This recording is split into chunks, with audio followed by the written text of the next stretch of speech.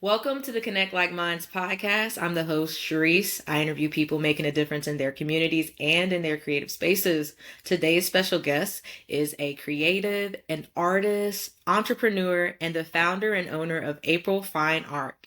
Welcome to the Connect Like Minds podcast, April Paige. Yes, hello. Thanks for having me. It's a pleasure having you today. So we're going to jump right into the interview. Let's start by telling everyone where you're from.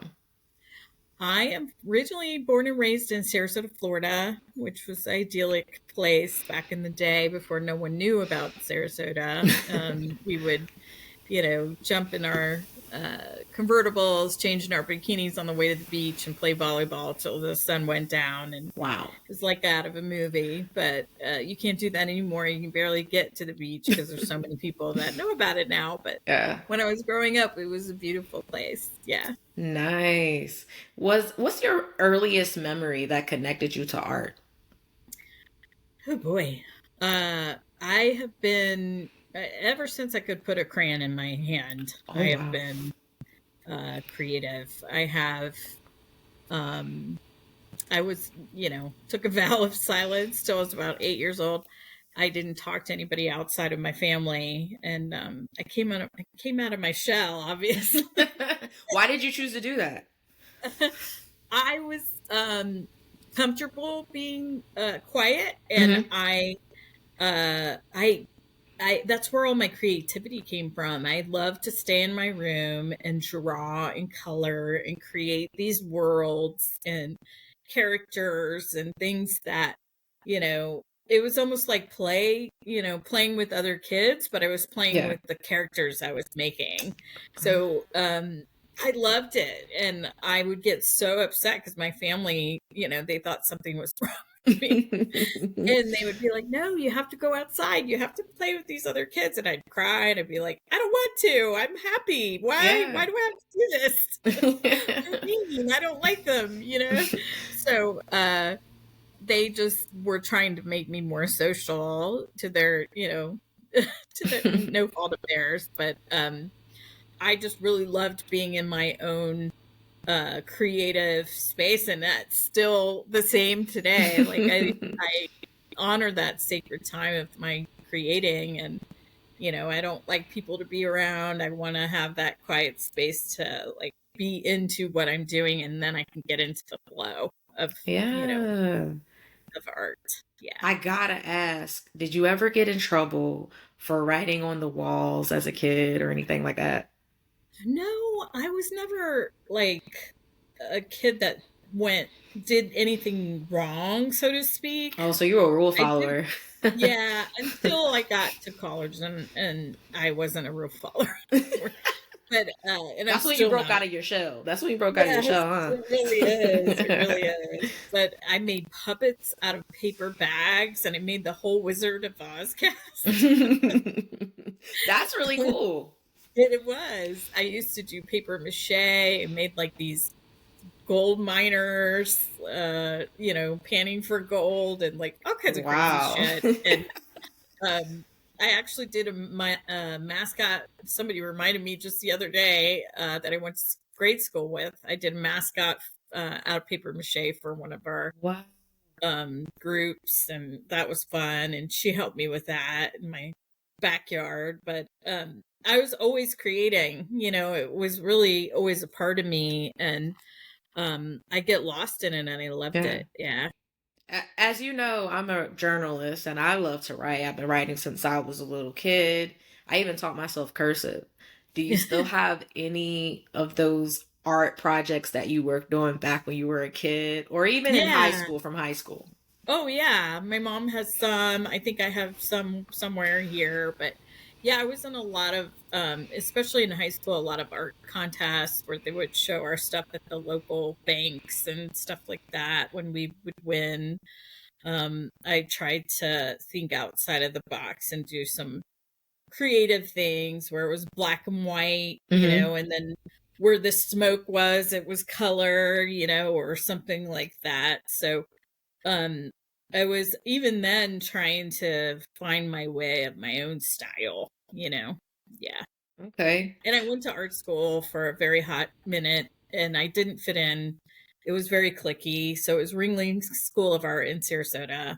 And that's a feeder school for a lot of the Disney animators. And Wow. yeah, and I just didn't fit in well there. Like there were cliques, they had the goth clique and just like a regular school. Just, yeah. And I didn't fit in any of those cliques. And I was very business minded. So it's like funny because I have both sides. I have the very creative, get lost in my own world kind of side of my brain. And then the other side is, I'm really into analytics and statistics and Yeah. strategy, which is, creative game to me too. And I I have both of those, and I think that's why I've done so well in marketing. Like my career took off, and I pretty much promoted myself out of any creative anything. I got so high, I stopped doing anything creative, and I was like, well, I don't really like it here. Well, before we start talking about your career, let's take it Yeah, back some. sure. So, when you were in high school in your 12th grade year, were your parents encouraging you to go off to art school, or were they like saying you need to get a business degree or something that'll help you get a job? Um, I think they wanted me to do what I wanted to do. That's good.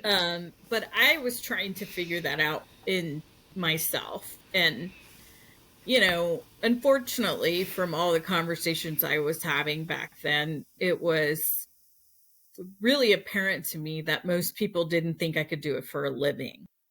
So, like, you have to be the top, 0.01% in order to Right. make a living at that. And so I started thinking immediately, it put a block up for me that well, maybe I should pivot to do something else because I don't know if I'm that good. And you start having those voices in your head. Now, Some doubt. hindsight, I wish I would have continued, but what can you do?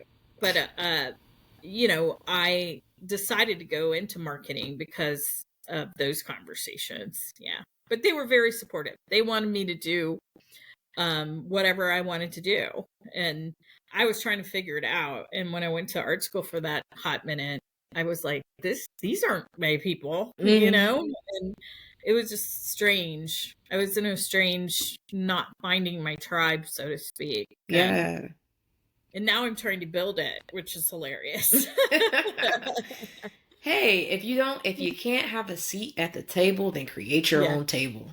And that's right. and bring along the people that works for you in your circle. That's it. The next segment that I have is called Digging Deeper, and during this segment, I'll ask you thought-provoking questions about your personal life and your career. And since we already started digging into your career, I gotta ask for you to tell us the story of how you left marketing, or not necessarily left marketing, Yeah, but no, I did. okay. Well, you're still marketing. You know what I'm saying? Like you're still Well, doing yeah, some a little bit. myself. But Yes, okay, so yes. you left marketing and then you decided to have your own business called April Paige Fine Art. Take us through the Yep. journey of that. Yeah. So I'm going to go back actually 5 years and we'll go through that quickly. But 5 years ago, I had been working at New York Life insurance company for 13 and a half years in Tampa. And I was As their, in marketing or yes. wow, okay. I was their senior marketing consultant on a team of 8. Two of them I recruited myself. And I was doing a lot of national speaking and training. We all, 8 of us, had a certain number of offices across the country that we were in charge of to keep the managers, the management teams, and the agents up to speed on how to market themselves in their local communities. So, Wow. That's a and pretty I had, big position. oh, it was definitely, it was very stressful. I can Um, imagine. yeah. And we also helped them with some national branding as well. We were involved when they hired the agency, and we were working on some new kind of pitches and brand messaging for the company itself. So we were wearing a lot of hats. We were training the people in the field.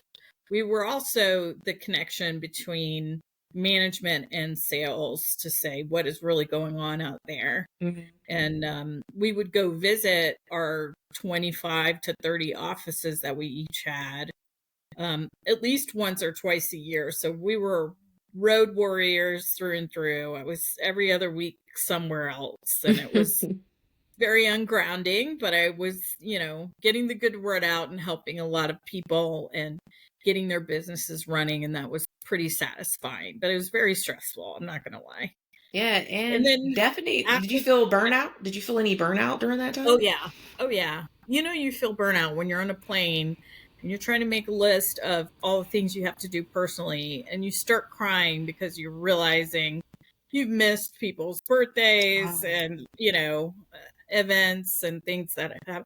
It was just, yeah, there was no work-life balance. And, Hmm. but there were people that would kill for that job. So Yeah. I just, I had to, unfortunately, which I didn't see this coming at all. The whole department got laid off in the Oh man. May of 2019, right before COVID. And it was a shock Did to all they of us. explain to you why? Because it wasn't because Yeah, of COVID. they had some Deloitte came in. I don't know if you know who Deloitte is, but they're a consulting agency that comes in and tries to trim the fat of, Uh, companies. And they decided that was a good place to trim, which I thought was crazy because there was no one else doing what we did. So I was mhm. like, who's going to train all these people? Right, Because right. nobody in their offices can do it. So I still don't know what they've Ended done up with that. doing. But Yeah. yeah, but it uh I was looking for a while, and then I ended up being recruited by MetLife to come to Raleigh. Hmm. And after a year and a half, I got two internal awards as their senior digital marketing manager for their customers. Yeah, it was good. And then they laid me off. Golly, They man. moved me here and gave me a signing bonus, and which is unheard of nowadays, because I was Yeah. like, you got to make it worth my while to move out of state away from all my friends and family. Right. And they did. So, but then they got rid of me after a year and a half with a lot of other people. I wasn't Hmm. the only one laid off. And then I ended up going to work for a data company. Very interesting, because Hmm. I was their client in the beginning, because Oh wow. I was using this data company to fill my customer data holes, and so I could market better to them. Hmm. And they found out I got laid off and was hunting, and they wanted me to come work for them. And they were a much smaller company, obviously, and they had like 50 or 60 people working for them. And I was just like, I'm used to, you know, having a lot of resources available to get done what I need to do. And Hmm. they convinced me eventually, after many conversations, to come work for them. And I did. And then after 3 years, they laid me off. What the heck, man? Yeah. And then now with the market the way it is, it's weird stuff going on right now. Uh, I that layoff happened in August of last year. Oh my Um, goodness. so I had two contracts, short-term contracts, one with Duke University, another one with a medical center in California that I was doing some marketing for. Hmm. But those contracts, they ended in May, I think, somewhere in there of Hmm. this year. And then in June, I was just realizing, none of the recruiters are even reaching out. Like, I can't even get an interview. I don't know what's happening. Yeah. Like, there's weirdness going on. And whether it's AI or the economy or, you know, I think it's a mixture the, of everything. yeah. And ageism is a factor too. I hate to say it, but that's true.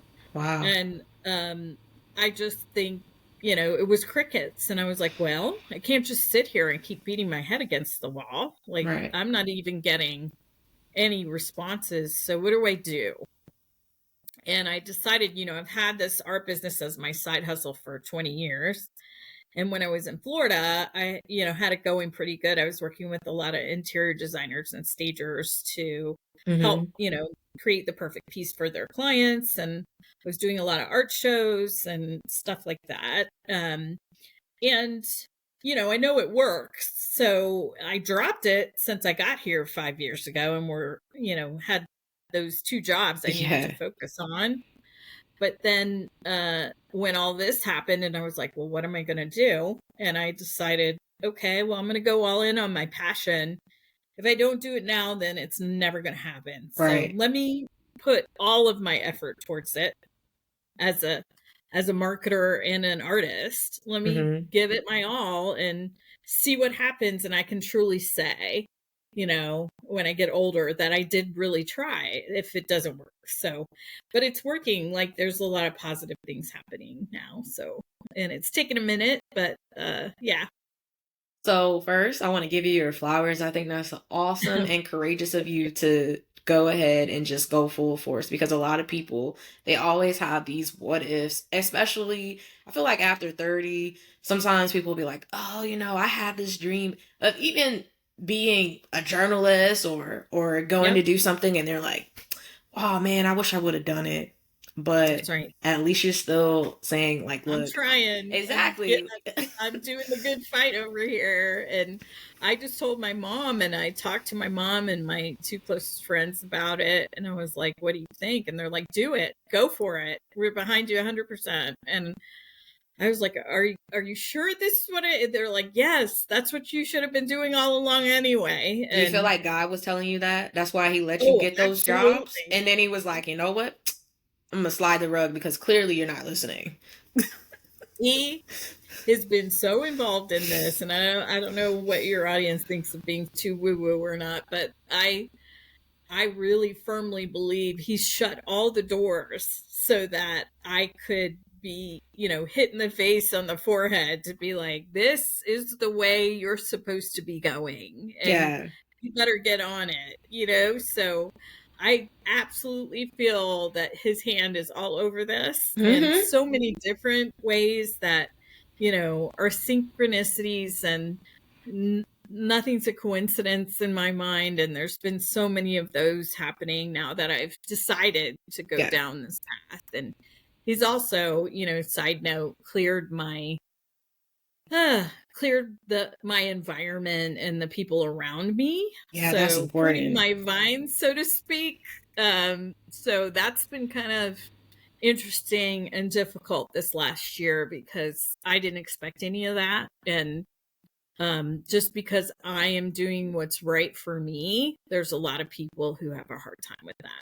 So Yeah. that I thought were friends that are now, showing themselves. So it's interesting, but I know that it's in my bones that this is the right thing to do. And I know it's what I'm supposed to be doing, is not only bringing more beauty into this world that we desperately need, but also to help others realize that they can be creative, Yeah. through my own show, which we've talked about. But Yeah. And we definitely are going to talk about that soon. yeah. But back to your business. Can you tell us what Yep. type of services you offer and what type of Sure. products you offer? Yeah. So I have on my new site, we just launched in October.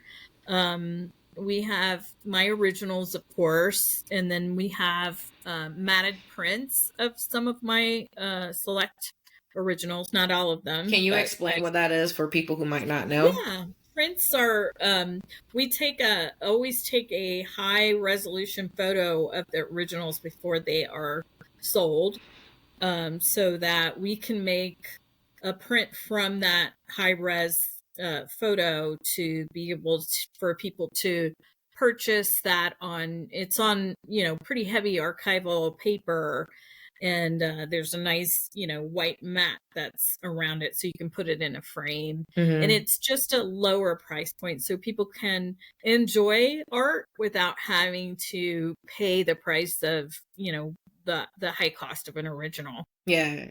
Okay. Yeah. I And just had a BOGO sale and it went pretty well. I got a lot of nice. orders and some more to fulfill tomorrow, actually. So, That's yeah, great. That's yeah, awesome. yeah. What type of artist are you and what's your specialty? Oh, that's a good Thank question. you. It's a good question because I'm in the middle of changing my art identity as well as my own Oh, identity right now. So, okay. Break I'm that down for transitioning. us. Yeah, I'm transitioning from being a senior marketer, and I tell people I'm a recovering senior marketer. Now I'm a fine artist. I'm very proud to say that to people. And so it's a switch of identity.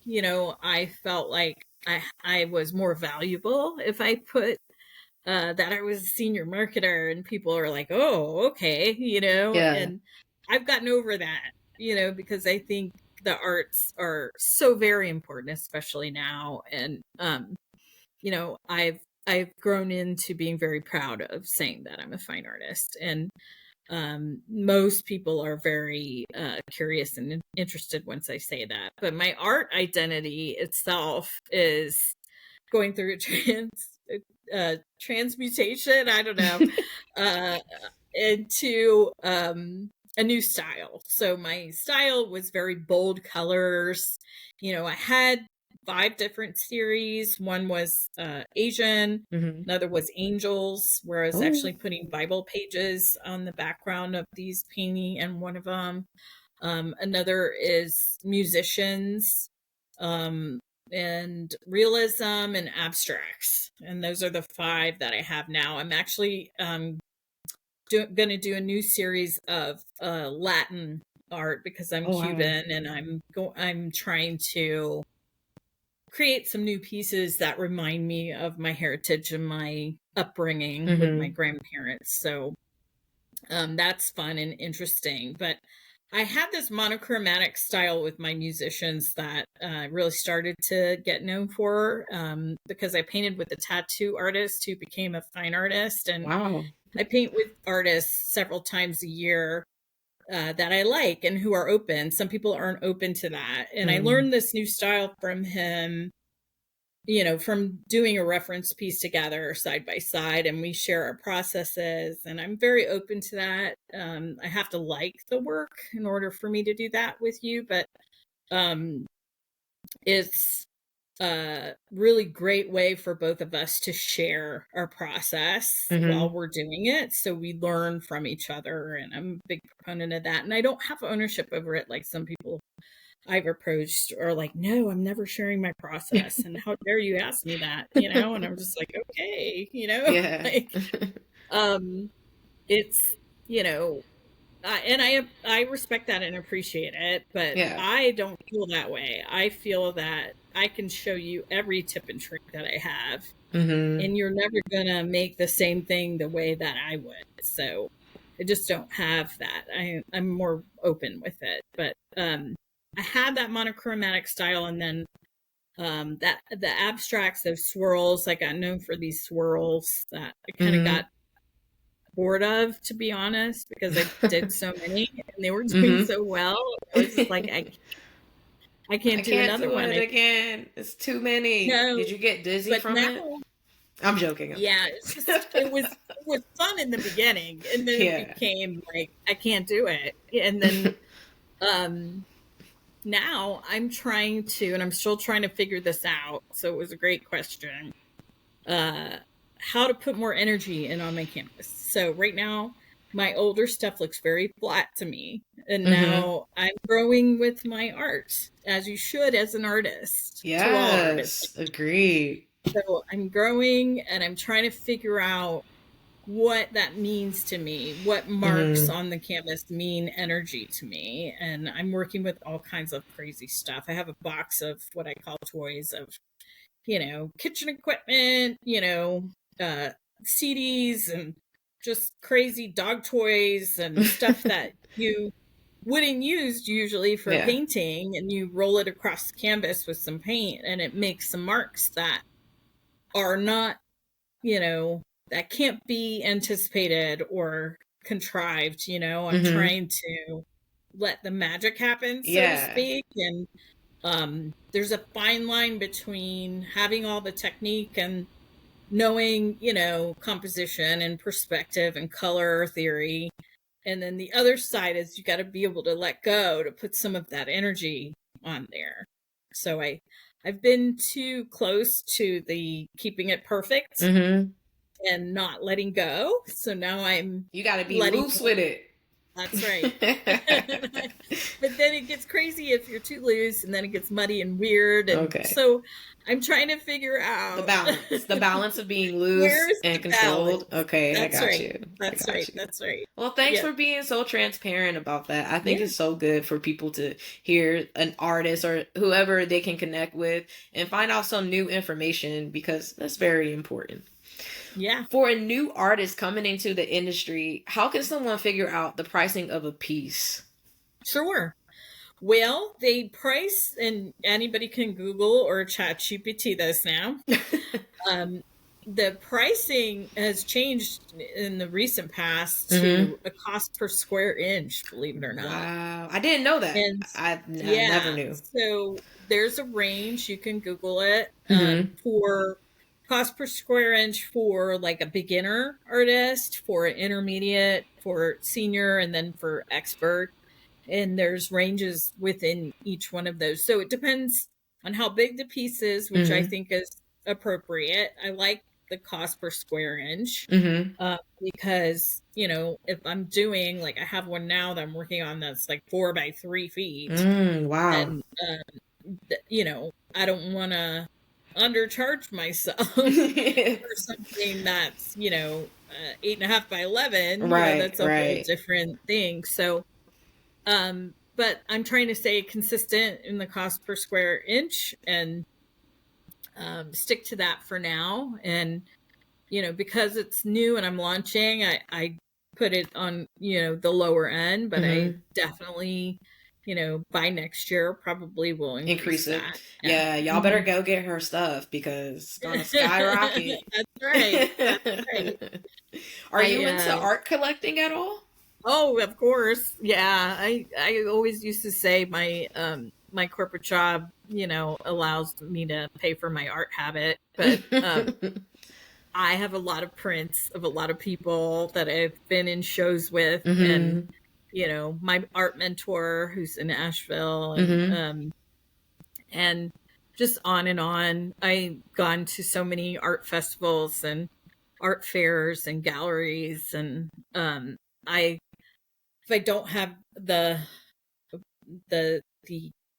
resources to get an original, I will always buy a print of the things that I love. And then, I have a whole bathroom, a guest bathroom with it's art on every inch of that bathroom wall. So, it's fun, to be fun with it in your own space. Yeah. But it's something that I'm really drilling down on as the messaging for my new site is you have to really connect and relate with the art piece in order to have it in your home and make it your own. It's got to be a part of your own story. Agreed. And, a lot of people say, how do you know when you like something? I said, well, if it takes your breath away or if it makes you stop in your tracks or if you look at it and you go, oh, that's the moment where you're like, okay, I need to have that or something like it in my house. And then people always love to learn about you as an artist so that when somebody comes to see the piece that they have a great story to tell and they say, oh, I met the artist, she's great, she came for the installation of the piece and here's what I know about her, and here's what she meant to do for the piece. And here's what it means to me. Cause I've painted things where people tell me what they see in it. And I'm like, oh, okay. That's not what I meant, but sure. That's what it means to you. That's great. I painted a dock with some boats and somebody's like, oh, it just reminds me of our family summer house on the lake and blah, blah, blah. And I was like, this was in Florida, but okay. I'm not taking that away from you. And that's who bought it. They wanted it. So and it was more about the reflection in the water for me. But Mm-hmm. it was what's around me. You know, I paint what's around me, what excites me, what thrills me, what's interesting, you know, perspective wise. Like I have a Japanese drummer drumming on what looks like the sun, you Wow, know, that's and pretty cool. stuff like that. Mm-hmm. Yeah. Okay. Talk what challenges specifically are you having with your Yeah. So web team? I'm used to on the corporate side, you know, I've created websites. I've helped transition over to new ones. Like it's not new to me. Mm-hmm. And for me to do it at a lower scale for myself, you know, I expect a lot. And I told them Yeah. that in the beginning, you know, Yeah. I'm paying premium price for you guys to do this for me so I can get it off my plate so I can do other things. And Right. that's not what happens, you know, Oh. so I had to babysit all of it because then I lost trust in what they were doing. And but we're getting to a better place now. So What did you do you to know, it's just overcome that situation? Did you I guys just called it talk it out. out? Okay. Okay. Yep. I called it out and I said, here are the 6 points that we need.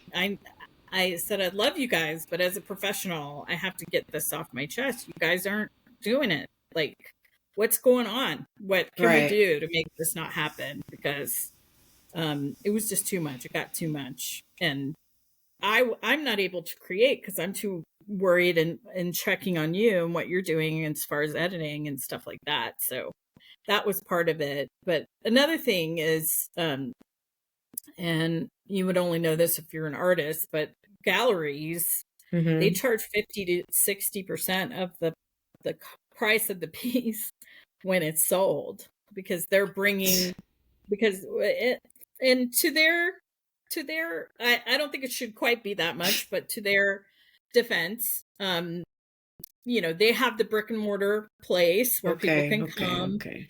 and they also have the guest list and they invite all of those people Oh to come yeah, see your those site. high execs and all that That's stuff, the people right. with the money. All right. That's What right. about 70/30? They get Yeah. 30. I'm sure you could negotiate, but that's what's expected is 50 or 60%. And I just have a hard time with that. So I'm trying not to go that way right now. I'm trying not to do outdoor shows or galleries. I'm just trying to go online and do marketing through, you know, e-commerce. And I have a great new SEO person, and he's, you know, 20 and knows all the things and has all the tools, and he's hitting the ground running now. That's And to awesome. get some organic traffic there, but it's a lot of me working the local press and also me talking to a lot of interior designers, decorators, stagers, architects. You know, I just went to a Christmas party on Friday for all of them and met a lot of people, which is great. But you know, it's a long game. I have to get a few interior designers that I'm working with to Hmm. have enough to keep the ball rolling. So that's what I'm shooting for. And Okay, it's gonna work out. It is gonna work out. yeah, I'm no, manifesting it it for happened. you. Yes, thank you. I You are received that. welcome. Who are your top 3 favorite artists of all time and why? Oh boy. Oh, that's so hard. One of my top living artists is Iris Scott. She's out of Brooklyn. She's amazing. She does finger paint, and Oh, she does giant canvases so that she can get the detail in without having to have the brush. So the bigger the canvas, you can, you know, make something um detailed with your finger as opposed to smaller canvas where it would be you difficult. But gotta be talented to do that, man. I she's so can't even good. You have to imagine. look her up. I Iris will. Scott. Yeah. I will. And she just started, you know, and there's another woman out of oh god, she's out of Canada. Hmm. Her name is Osnat, Osnat. And she had no art experience, just started, and now she's got, you know, I think it might even be $1 million business now. Her husband does her shipping and is her operations person. And yeah, they have a lot of paintings, but they're in between, and well, she'll never see this anyway. But You never know. they're in between like buying something from Home Goods. That's kind of a factory thing. Mm-hmm.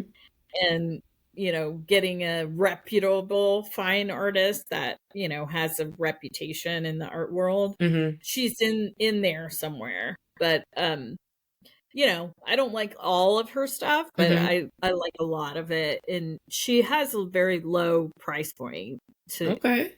to be honest. And like some of her originals are $300 to $500, which Mm-hmm. I think is kind of low if it is really her doing it. If it's just they call them giclées, which is a print on canvas of the Mm-hmm. piece, and then that's different. But if she's actually doing it, that's kind of low cost, because there's a lot that goes into the Mm-hmm. cost of a painting. Yeah. The marketing, the advertising, the paint itself and the canvas are very expensive, especially if you're working with oil and all of that goes with it. So yeah. Okay. You gotta name one more person because I only heard two. Oh, right.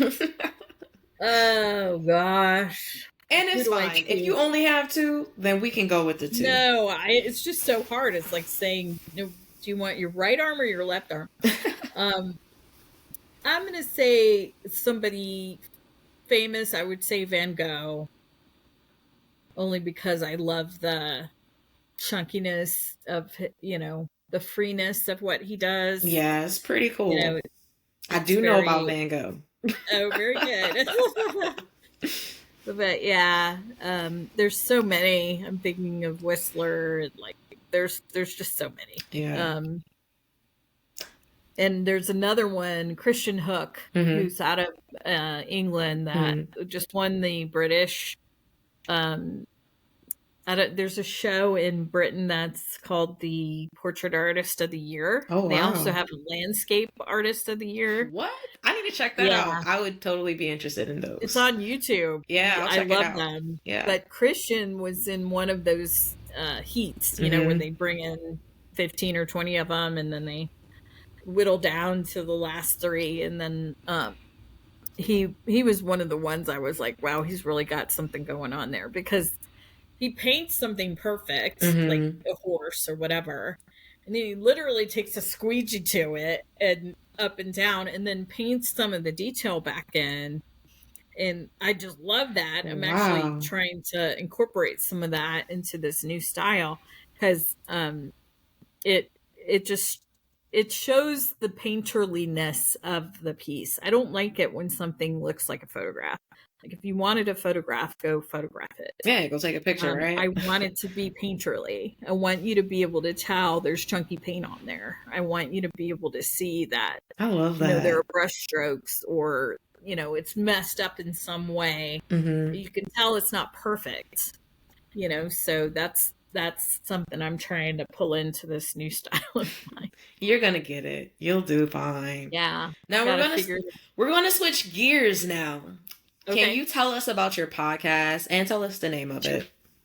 Yes, it's called Artist Antics with April, and I talk to creatives about creativity, anybody from a filmmaker, photographer, musicians, fine artists, digital artists. I've had rappers, art therapists, poets on there. Hopefully I'll have you on there. Yes. I can't wait. I'm excited. Yes. But I just love it, because I love learning about everybody's process, whatever that means to them, Mm-hmm. what they're inspired by, what they think about AI, and where they want, the arts to go. Like, what would their vision be Mm-hmm. for the future? Because I think the only way we get there is to talk about it. Yeah, Right. So yeah, for sure. I'm always curious to hear like what they would do if we had all the wishes in the world. What would you do with that? So Yeah, it's really great. I love it. It does a heart good. Yeah, it's very gratifying. I totally agree. Why did Yeah. you choose to start one?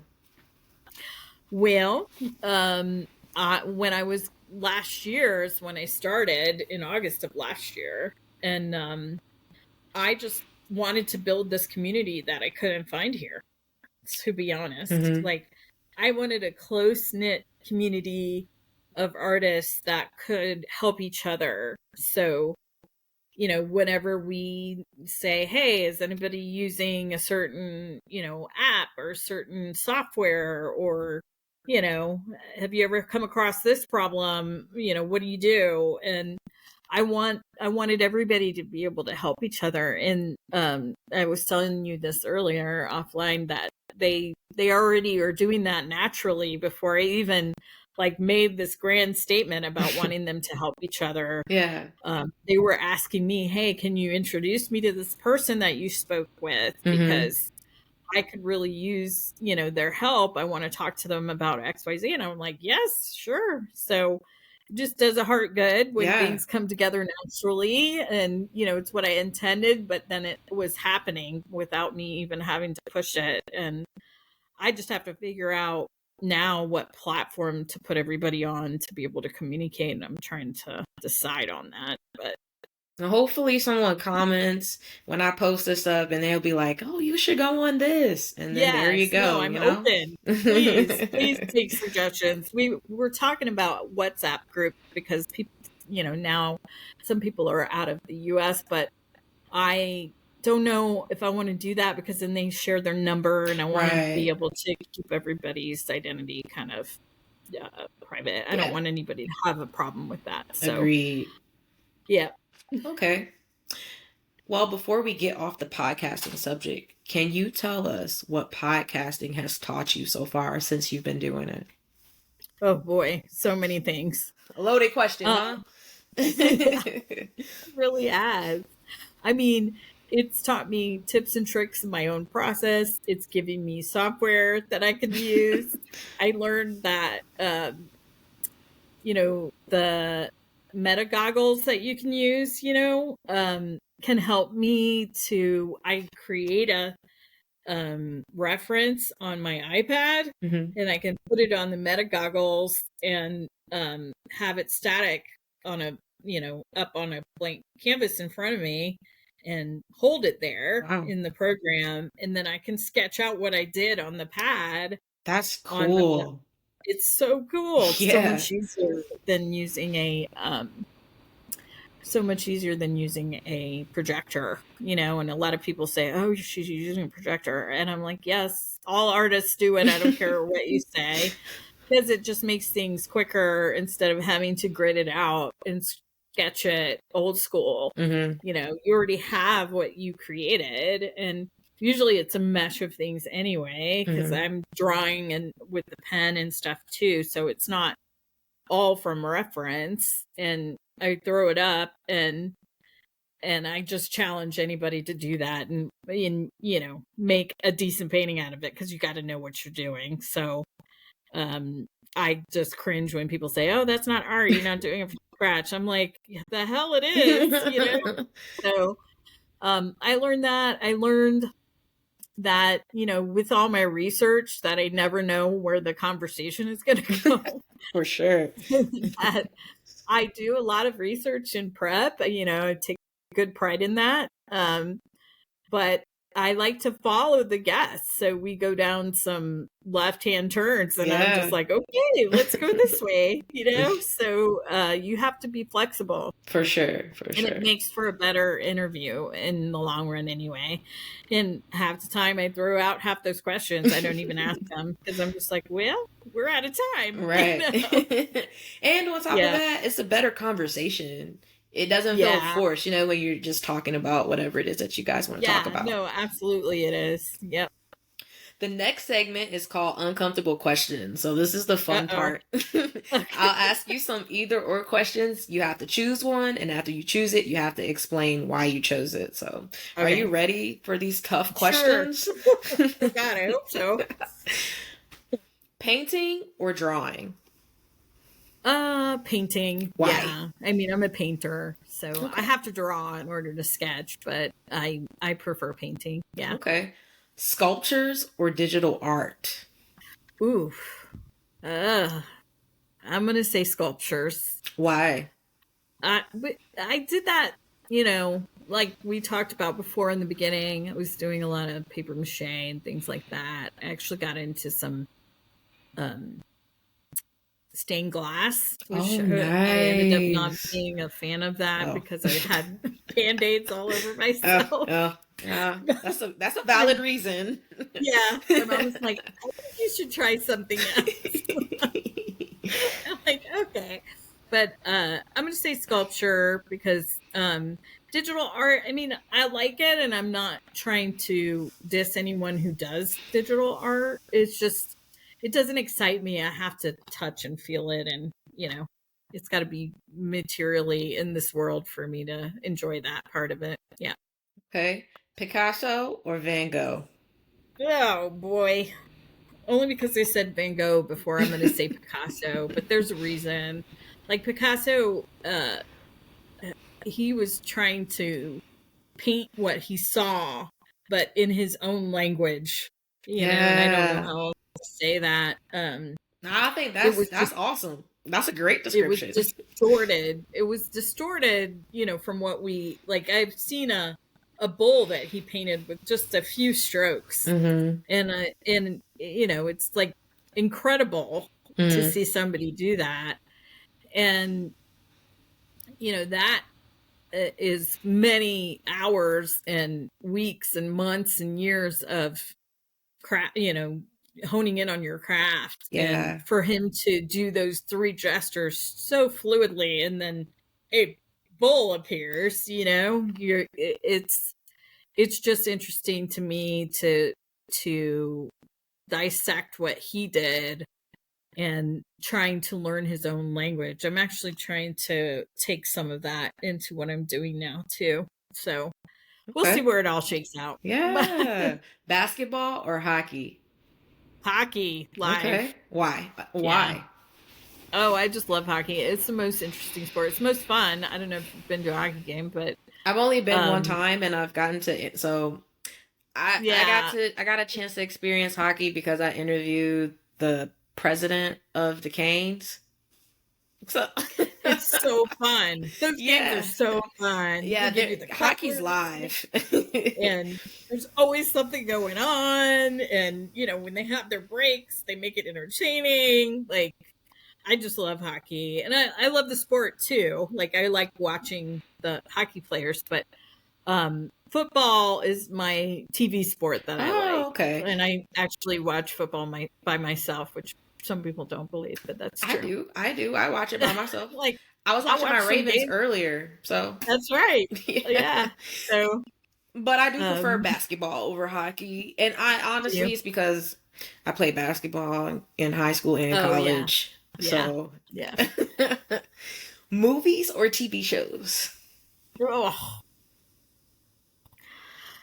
I'm going to say movies, but yeah, that's hard, isn't it? There's so many I love. It's just like saying, what is your favorite artist? There's so many movies and so many. I love the Matrix movies. I love anything Star Trek. I Hmm. love, anything, sci-fi, so to speak. All the Tron stuff My that's coming mother out right does. now. I'm So, loving that. yeah. I'm a nerd that way. And then TV shows, I love the Big Bang Theory, Okay, like okay. I the have nerdy not seen it, but nerdy I know stuff. about it. Oh my god, so funny. They're just a bunch of nerds and they have their own, Yeah. their own relationships. It's really funny to me. I like It's Yeah. Always Sunny in Philadelphia. Like that's one of the TV That shows I too. watched. Yeah. I'm a huge TV show fanatic, so I would Are you? choose TV shows over movies. Like I watch all the old school TV shows from like the early 2000s.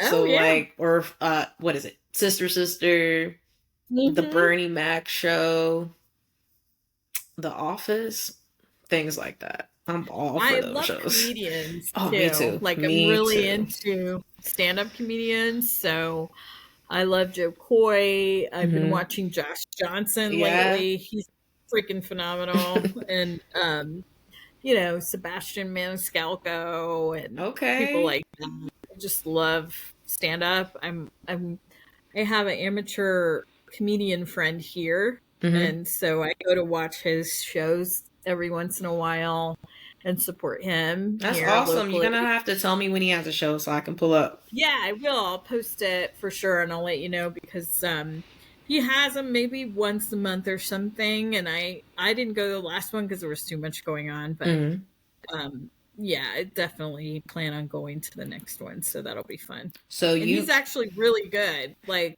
I believe you. They had a festival, a comedy festival here every year where they do stints of like 10 or 12 comedians, and then they take the top 3 and then they do another 12 and top 3 and another 12 and top 3, and then they take all the top 3s and they put them together and they come up with the winners. And it was just phenomenal. Like some of those amateurs, I was just like, holy shit, they're funny as hell. It is hard to decide. Yeah. And he was in my top 3. He was in my top 3, and it wasn't because I knew him. And I told him that. I was like, it's not because I know you. You were freaking funny. That was funny, That's so I'm always sharing stuff with him that I see that I think is funny as hell. So he might use it. He's a clean comic. So. That's good. My brother is a comedian, so. Oh, really? Yeah. Here locally? No. My brother lives in Maryland, and he's also a host, and so he's come here and on a tour to host. Maybe when did he do this? Probably like a year ago he did it. He's a clean comedian as well, and so he was a part of this gospel tour that was like all on the East Coast that he was doing that. And so I'm trying to figure out if I don't think he's coming back here for a while, but he does a lot of shows in Maryland and Delaware area. Yeah. No, that's great.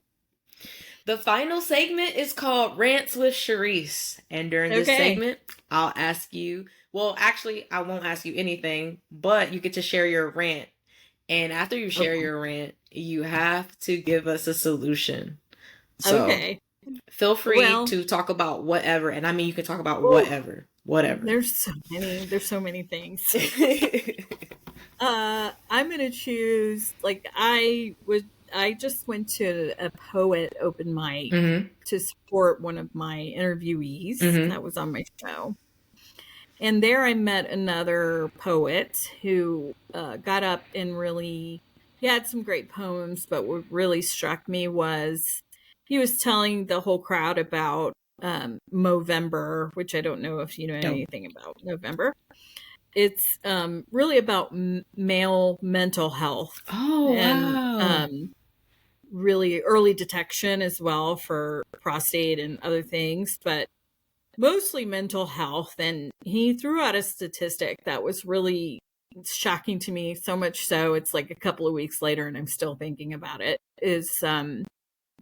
He said there's one every minute there's a man that commits suicide every minute of every day. And I think, oh my gosh, like, what are we doing?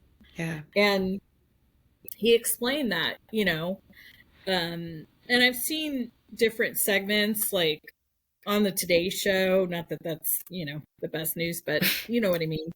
I've seen somebody professional on there talking about men's mental health and since then, and because I guess it's Movember and it was the topic, but Dakota is his name, and his rugby team are raising money to help promote mental health for men and also early detection. And he just went on to say, which is something I'd love to talk to you about, is the men don't feel like they have a place in this world anymore because of everything that's going on. And you think from a female side, all the things we've had to go through, and even from the ethnic side, everything we had to go through. And you don't think about the men, it just wasn't even a thought in my mind. Mm-hmm. And when I heard that stat, and I know there's a lot of, recently there's a lot of athletes that have committed suicide. Yes, so sad. Yeah, it's so sad. And just, I'm starting to pay attention now that it's brought to my awareness. Mm-hmm. And the person, the researcher that was on the Today Show was just talking about how men don't have a place to go. They because of COVID, they don't know how to act with, outside in the world anymore.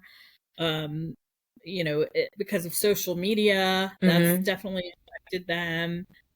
Because women are becoming stronger and independent, that they don't know their place, Mm-hmm. and they don't want to be too soft, and they don't want to be too hard, and they just don't know what it means to be a man anymore. And I think it's just sad. It's just sad. Mm-hmm. And they are taught, just as we are taught different things as women, they're taught to stuff down their emotions, to Mm-hmm. not be sensitive, to not talk about how they're feeling. So it's just really sad to me that these men are so brokenhearted, and there's no other way than to take themselves out from the pain that they feel inside. So what's And your I think, solution to that?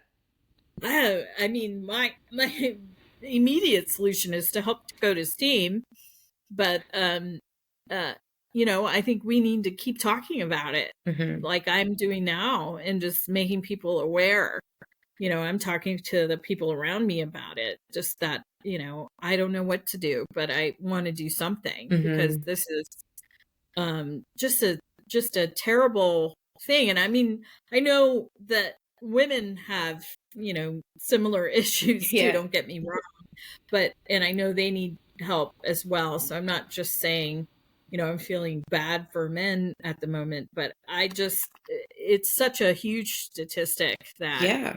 I think it's something we all need to really be looking at, and figuring out how these men can feel comfortable expressing how they're feeling. And I think we need to ask our elders Mm-hmm. and people that are around these young people to step up and make sure that when somebody says, "How you doing?" "I'm good," that you find out, are they really good? Yeah, I think you have to create a safe space for those men That's too to right. be able to open up. So, And give them the time. yeah. It takes time for them to open up and trust you, and you've got to build that relationship. So anybody out there with teenagers or young people in their 20s, please, please, please, I don't care if they're men or women, please talk to them. Make sure they're on track and okay, and do some checks. You can check to see, check in without being announced, and being, just give them a phone call and say, "Hey, I'm just thinking about you. What's going on right now?" For sure. And when you catch people in those moments they don't expect you, that's when sometimes the realness comes through. So I just think, watching what they're doing on social media, not in a stalker way, but in a, I love you, I want to make sure you're okay way. Yeah, for And sure. it just broke my heart to hear some of those stories. So Yeah. I just hope that we as a people can come together and figure out how to, make men and women feel like they have a place in this world, and that they have the resources they need to manage what they have. Now, I know I'm not naive. I know some of it could be mental health issues or biological, Yeah. right? It doesn't always have to be just because they don't know what to do. But Yeah. I can't imagine a minute that some of those couldn't be saved. So, For yeah, sure. For sure. yeah, Well, before you go, can you yeah. please share your social media, your website, and Oh, everything with our sure. listeners so they can go find you? Yeah, no, my website is aprilpaigefineart.com. So it's APRALPAIGE. There's an I in there, fineart.com. And all my socials are in the footer at the bottom. I'm on Instagram, Pinterest, uh, Twitter, TikTok, you name it, I'm on it. I don't even know all the socials. But so those are all there, and then some. And then my YouTube show, if you go on YouTube and look up Artist Antics with April, I know that's a mouthful, but I'm on there. And if you want to be, if any of your listeners are creative and they want to be on the show, just reach out to me through that email in the description of the show. And or anybody else, just please send them my way, and I'm happy to interview them and get the good word out as creatives to keep creating. Will do. Will do. Yeah. Well, April, it's been a pleasure having you on today. We had Yeah. such a great Thank you. conversation. Yes. Thank you. Thank you. I really appreciate it. That was awesome. Thank you. And thank you for listening to Connect Like Minds.